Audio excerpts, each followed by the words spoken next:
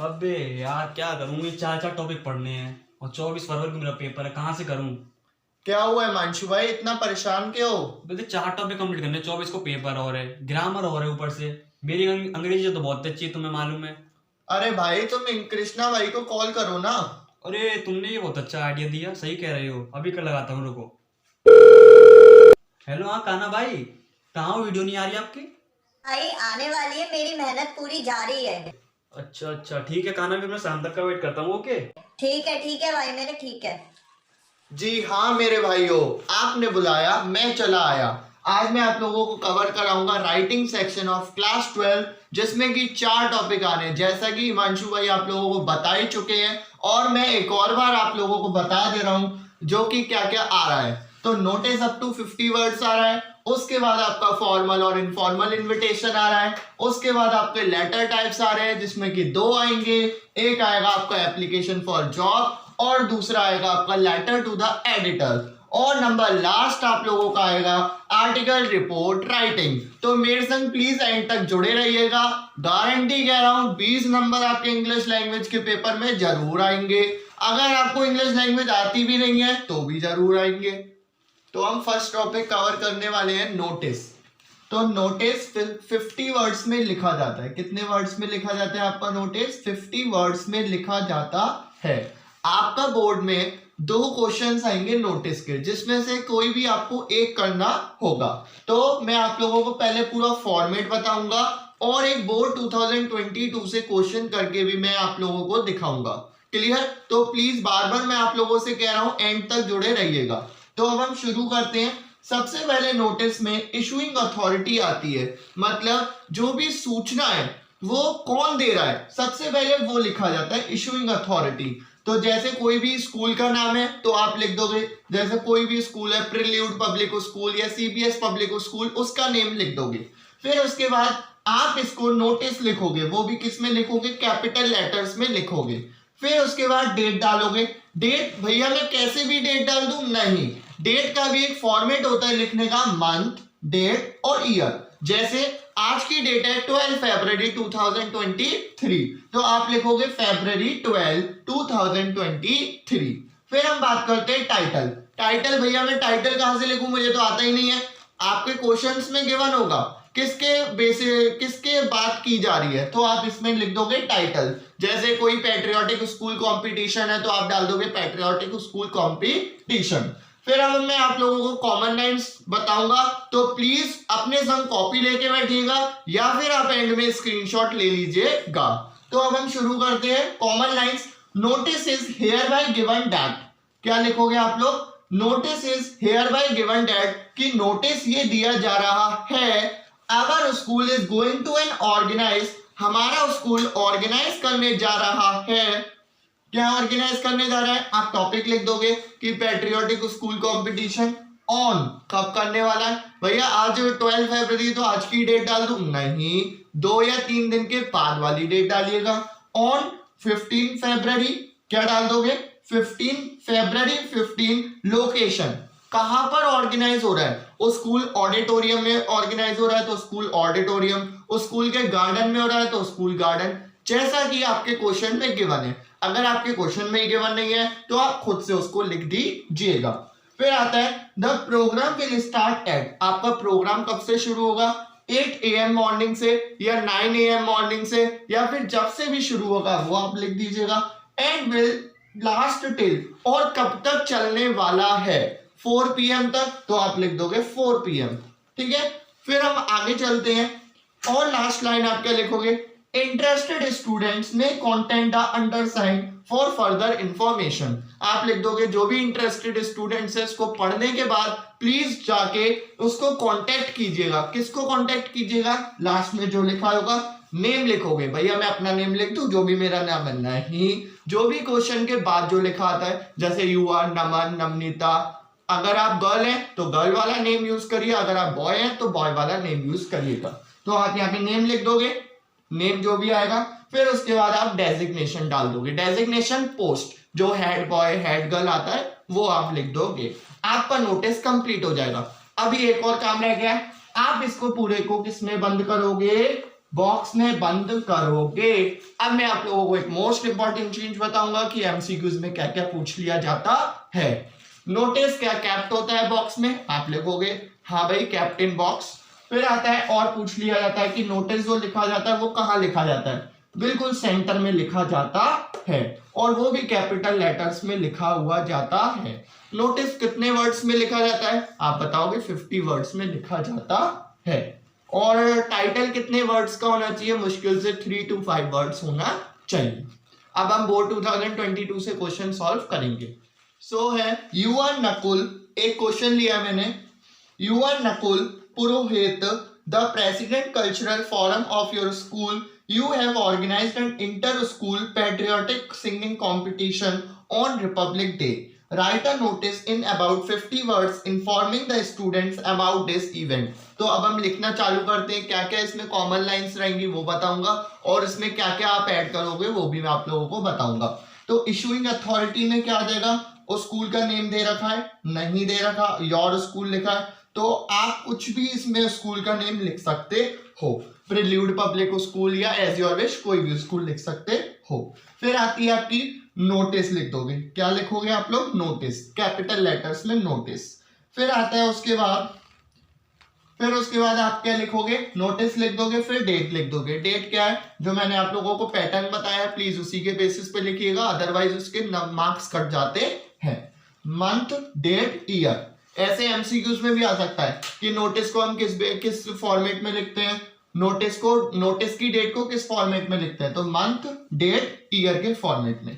फिर टाइटल आ जाएगा, टाइटल क्या है आपका, कल्चरल क्या है टाइटल इसका, पैट्रियोटिक सिंगिंग कॉम्पिटिशन, वो आप लिख दोगे। फिर उसके बाद आएगा कुछ कॉमन लाइंस चलेंगी, वो तो हर नोटिस में ही आपकी आएंगी। Notice is hereby given that, notice ये दिया जा रहा है, our school is going to organize, क्या ऑर्गेनाइज कर रहे हैं, पैट्रियोटिक सिंगिंग कॉम्पिटिशन ऑन, कब कर रहे हैं, आज की डेट 12 है, 2 दिन आगे चल जाओ, 14 फरवरी। और लोकेशन क्या है, स्कूल ऑडिटोरियम, यहाँ पे लोकेशन कोई भी नहीं दे रखी क्वेश्चन में, तो हमने क्या लिख दिया, आवर स्कूल ऑडिटोरियम, ठीक है। फिर आते हैं the program will start at, program कब शुरू होगा, पूरे क्वेश्चन में कोई डिटेल नहीं है, आप अपने हिसाब से लिख दीजिएगा 8 AM, ठीक है, morning. And will last till, कब तक चलेगा ये भी आपको नहीं बताया गया क्वेश्चन में कि कब तक चलेगा, तो अपने आप हिसाब से लिख देना 4 PM। फिर आगे चलते हैं, interested student may contact the undersigned for further information, जो भी इंटरेस्टेड स्टूडेंट्स हैं वो आके इसमें बताएं, ठीक है ना। और नेम आ जाएगा, नेम आपको दे रखा है नकुल, ठीक है, पूरा आप लिख दोगे नकुल पुरोहित, ठीक है, पूरा इसमें लिख दोगे नकुल पुरोहित। और इसकी डेजिग्नेशन क्या दे रखा है, द प्रेसिडेंट, ठीक है, क्या दे रखा है, द प्रेसिडेंट आपको दे रखा है। आपका नोटिस पूरा खत्म हो जाएगा। उसके बाद आप नोटिस को पूरा किस में बंद कर दोगे, बॉक्स में बंद कर दोगे, फिनिश आपका नोटिस। फिर मैं आप लोगों को बताता हूँ, थोड़ी वीडियो लंबी हो जाएगी, प्लीज एंड तक मेरे संग जुड़े रहिएगा, तभी आपके 20 मार्क्स हाथ में होंगे, अदरवाइज आपके हाथ में कुछ भी नहीं होगा अगर आप स्किप करके गए वीडियो तो 5 मार्क्स आप लोग ले चुके हैं, अब 5 मार्क्स मैं आपको और दूंगा, आगे वीडियो चलेगी। और अगर बाई चांस लंबी हुई वीडियो तो मैं क्षमा मांगता हूं, दूसरा पार्ट भी मुझे बनाना पड़ेगा। तो अब हम शुरू करते हैं, letter to the editor, letter to the editor. ये हम बेसिकली लिखते कब है, जब भी हमें कोई प्रॉब्लम्स होती है और उसको आपको न्यूज़पेपर में प्रिंट करवाना होता है, तो ये हम पूरा लिखते हैं लेटर टू द एडिटर। तो मैं आपको पूरा फॉर्मेट भी बताऊंगा और इसकी कुछ कॉमन लाइंस भी बताऊंगा। तो हम शुरू करते हैं, कैसे लिखना है। सबसे पहले हम लिखते हैं सेंडर्स एड्रेस, भेजने वाले का पता, जो कि आपके बेसिकली क्वेश्चंस में दे रखा होता है, UR जो भी नेम होगा, उसके बाद जो एड्रेस दे रखा होता है वही होता है आपका सेंडर्स एड्रेस। देन उसके बाद आप डेट लिखोगे, डेट कैसे लिखोगे, डायरेक्टली 12 फरवरी 2023। फिर आता है आपका रिसीवर्स एड्रेस, जो भी इसको रिसीव करेगा। रिसीव कौन सा करोगे, जो भी एडिटर का एड्रेस होगा, जैसे द टाइम्स ऑफ इंडिया, और जो उसके बाद एड्रेस दे रखा होगा वो आप लिख दोगे यहाँ पर, कोई भी न्यूज़पेपर का नाम, फिर एडिटर, फिर आप इसको पता लिख दोगे। देन उसके बाद सब्जेक्ट आएगा। सब्जेक्ट आप ये लेटर लिख क्यों रहे हो, जैसे बैड कंडीशंस ऑफ रोड्स या फिर ग्रीनरी नहीं है, हमारे एरिया में पेड़ काटे जा रहे हैं, तो ये सब आप इसको लिख दोगे। देन उसके बाद हम शुरू करते हैं। फिर सैल्यूटेशन लिखोगे, सैल्यूटेशन में क्या आएगा, डियर सर या डियर मैडम कुछ भी लिख सकते हो।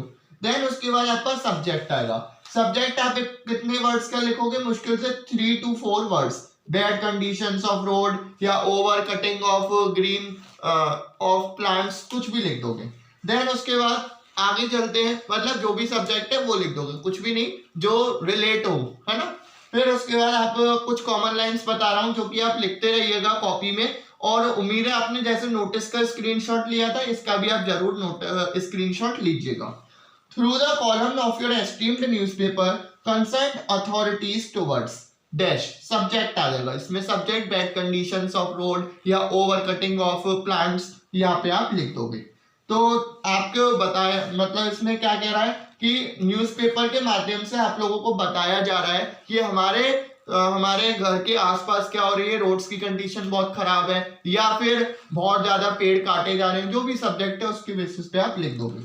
फिर दूसरे पॉइंट में सेकंड पैराग्राफ में आप क्या लिखते हो, body of the letter, content, इसमें सारा कंटेंट चलता है, इसमें आप अपनी प्रॉब्लम्स बताओगे। बिकॉज ऑफ दिस, जैसे रोड के क्या हो रही है, रोड पे बहुत गड्ढे हो रहे हैं, तो आप क्या लिख दोगे कि इससे क्या हो रहा है, हमारे रोड पे क्या हो रहा है, एक्सीडेंट्स बहुत ज्यादा हो रहे हैं। जब सुबह स्कूल में के लिए बच्चे जाते हैं तो क्या होता है, बहुत टाइम लगता है पहुंचने में, तो सारी आप इसमें सेकंड पैरा में प्रॉब्लम्स बता दोगे। देन उसके बाद आता है थर्ड पैरा। तो थर्ड पैरा में आप क्या बताओगे, इट विल बी गुड, ये बहुत अच्छा होगा, if you publish this in your newspaper, अगर आप इसको अपने न्यूज़पेपर में क्या करते हो, पब्लिश करते हो, मतलब छापते हो। This is in your response, this is in your newspaper and the concerned authorities will see the newspaper and gravity of this and some measures will be adopted to, ठीक है। फिर आप लिख दोगे कि जो भी अथॉरिटीज है इसको पढ़े और इस पे क्या ले, इस पे मेजर्स कोई वो ले, क्या ले, इसके लिए कोई सॉल्यूशन निकाले। देन उसके बाद आप प्रॉब्लम्स लिख दोगे, तो आपने सेकंड पैरा में लिखा है, सेम एज इट इज यहाँ पे लिख दोगे। फिर आप लिख दोगे थैंक यू या फिर थैंकिंग यू योर फेथफुली, यहाँ पे नाम अपना लिख दूं, नहीं, मैंने पहले भी बताया जो भी क्वेश्चन के बाद आपका नेम लिखा हुआ है वो आप इस पे क्वेश्चन लिख दोगे। तो आपका लेटर टू द एडिटर भी कंप्लीट हो गया। आपके क्वेश्चन में लेटर टू द एडिटर आएगा और एप्लीकेशन फॉर जॉब आएगा, दोनों में से आपको कोई एक करना होगा। तो पहला मैंने आपको कंप्लीट करा दिया है। अब हम आगे चलते किस पे, एप्लीकेशन फॉर जॉब पे। फिर हम शुरू करते हैं नेक्स्ट टॉपिक जो है एप्लीकेशन फॉर जॉब। तो एप्लीकेशन फॉर जॉब में भी सेम वही रहता है जो हमने लेटर टू द एडिटर में लिखा था। सबसे पहले आप लिखोगे सेंडर्स एड्रेस, देन लिखोगे डेट, फिर लिखोगे रिसीवर्स एड्रेस, सेंडर्स एड्रेस भेजने वाले का पता, डेट लिख दोगे, फिर रिसीवर्स एड्रेस लिख दोगे। बेसिकली ये लिखा क्यों जाता है, जब भी जैसे कोई हमारे न्यूज़पेपर्स में कोई किसी भी जॉब के लिए आया हुआ है और आप उसके लिए क्या कर रहे हो, अप्लाई कर रहे हो, तो ये बेसिकली लिखा जाता है एप्लीकेशन फॉर जॉब। तो सब्जेक्ट डाल दोगे application for the post of, जो भी पोस्ट के लिए आप एप्लीकेशन लिख रहे हो, टीचर के लिए, क्लर्क के लिए, किसी के लिए भी, वो आप लिख दोगे यहाँ पे पोस्ट, ठीक है। देन उसके बाद आप सैल्यूटेशन लिखोगे, रेस्पेक्टेड सर और मैडम। देन उसके बाद आप सबसे पहला पैराग्राफ लिखोगे, फिर उसके बाद सेकंड पैराग्राफ लिखोगे, देन थर्ड पैराग्राफ में आपको आगे बताऊंगा। फिर सबसे फर्स्ट पैराग्राफ, ये कॉमन लाइन चलेंगी, मतलब सब में ही ये आप लिख दोगे, ठीक है। शुरू करते हैं। This is response to your advertisement, आपका जो एडवर्टीजमेंट आया उसका रिस्पॉन्स देते हुए मैं आप लोगों को बता रहा हूं, in the times of India, जिसमें भी आया, अगर हिंदुस्तान टाइम्स लिखा हुआ है क्वेश्चन में तो आप हिंदुस्तान लिख दीजिएगा। Stated the vacancy of post, जो भी पोस्ट आएगी वो आपकी लग जाएगी। I would like to offer my candidature for the above mentioned post, जो भी आपका वो है उसके लिए मैं क्या हूँ, पसंद हूँ, इसलिए मैं आपको लिख रहा हूँ लेटर।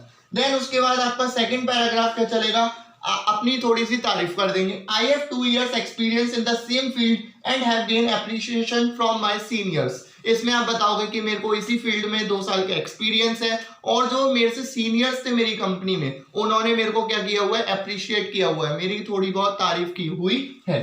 देन उसके बाद चलते हैं, I am dedicated, hard worker and willing to learn something new every day, फिर आप बताओगे मैं बहुत कठिन परिश्रम वाला इंसान हूँ और डेली कुछ ना कुछ नया सीखने के लिए मैं रहता हूँ। देन उसके बाद आपके लिखोगे and I am available for interactive session with you, मैं आपके संग रेडी हूँ, कोई भी इंटरेक्टिव सेशन आप मतलब इंटरव्यू के लिए मैं रेडी हूँ, जो भी आप डेट और टाइम मेन्यू मुझको दोगे। ठीक है, फिर हम थर्ड पैराग्राफ पे चलते हैं। अब हम थर्ड पैरा की बात करते हैं जो कि एप्लीकेशन फॉर जॉब में आएगा। इसमें क्या आएगा, please find attach my detailed biodata. इसमें आप बताओगे कि मेरा जो बायोडेटा एंड में दे रखा है उसको आप प्लीज देखिएगा, जो मैंने जोड़ रखा है। रिज्यूम फॉर योर रिस्पॉन्स, आपके लिए, ठीक है, for your preference. ईगरली I am waiting for prompt and positive response from your and. फिर आप बता दोगे कि मैं आप लोगों का आपका वेट कर रहा हूँ एक अच्छा पॉजिटिव रिस्पॉन्स के लिए। देन उसके बाद आप लिख दोगे योर ट्रूली, नेम आ जाएगा। नेम कौन सा आएगा, जो भी योर के बाद जो क्वेश्चन में दे रखा होता है वो भी कैपिटल लेटर्स में आएगा।